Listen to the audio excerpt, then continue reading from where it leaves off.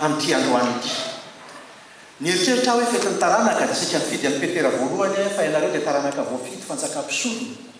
kanefa rehefa nijery ny perikopandroany dia mifanaraka tsara amin'izany ihany dia ny Matio toko faharoa nandeha ny fahatelo ambin'ny folo be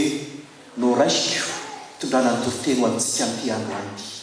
zao no Matio toko faharoa vakina teo ny andiny fahatelo ambin'ny folo tapany faharoa ihany manao hoe mifoazy ianao ka eto ny zazakely sy ny reniny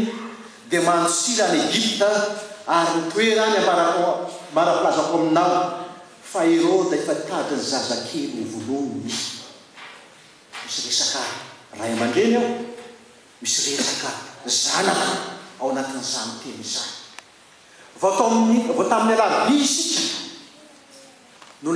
kalaza ny nahaterahan'i Jesosy Kristy ary ny perikopantsika androany dia mitantara fanikasa hamono sahady any Jesosy Kristy io Herode no ny inona no ny fiarovany toerana mahampanjaka azy ka tsy zaka ny filazany maro hoe eto amin'ny falim-piadidinao eto ange misy mpanjaka teraka iza zany mpanjaka zany za tsy manala mpanjaka fa tsy zao ihany velona tao anaty ny fialonana ary nanomana teti-dratsy mihitsy izy mba hamonana Jesosy ka andro tamin'ny alina iny dia niseho tamin'ny nofy tamin'ny Josefa Andriamanitra ka niteny taminy hoe mifoazy ka eto zazakely sy ny reniny dia manosira any Egypta ary nitoerany ambaraplazako aminao koa alahady ny fianakaviana ny alahady farany amin'ny Desambra dimanche de la Sainte Famille zay no ilazana ny farany Desambra nataonareo hoe alahady ny taranaka dia anjara ndraikitra loham-pianakaviana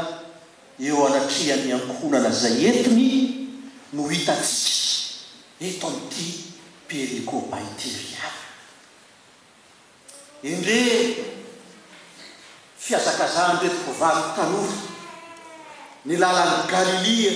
vokatry ny fanerenana natao ny fitondrana Romana tsy maintsy misoratra tanora hoe nididina vokany Avôsy Kaisara eny Maria efa be kidy be niazakazaka andeha ho any Jerosalema mba hisoratra izy sy efa kofombata endre fiazakazaka reto vavy tanora fanosirany erisetra famonoana olona zay ataony Herode mpanjaka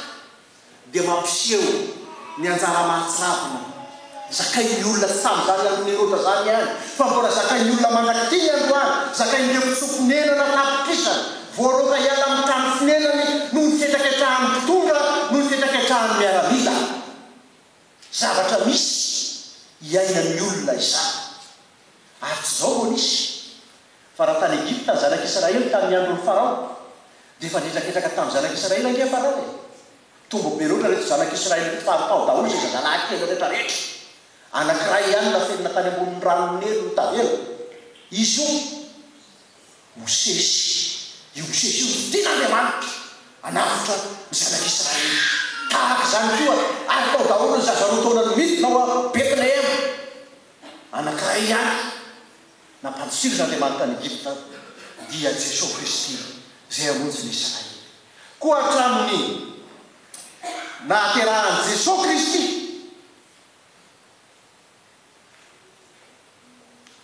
dia efa fatany sahady ireo ny alahelon'ireo mahantra ny zava-tsarotra tsy maintsy atrehan'ny olona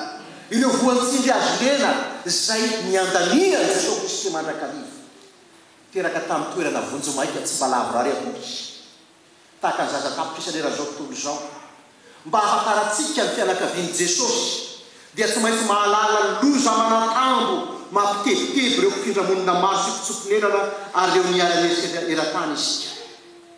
amin'ireo fianakaviana kely zay ankalazaintsika androany fetiny taranaka inona moa natao hoe taranaka ny atao hoe taranaka ao izy ny voambolana ampiasain'ny dictionnaire-ny Rajemy Saraoso dia ny taranaka ao izy dia solofo dimby izany ny taranaka solofo sy dimby olona nateraka hanohy ny asa ny ray aman-dreny ary natao hoe raha aman-dreny dia ty fahafelo moa ilay manajanga ino sy ny reninao mba hanavina sekola lahatra kely nareo ray